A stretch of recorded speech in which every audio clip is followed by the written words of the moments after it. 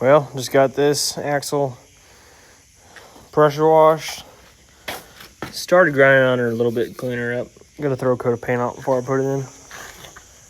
But got this rear end unbolted. Just gotta knock shocks off and roll it out.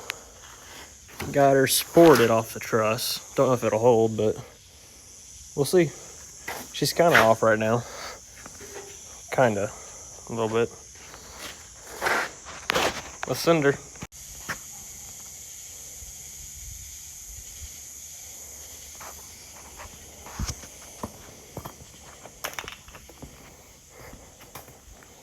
Oh hell, shit's coming together.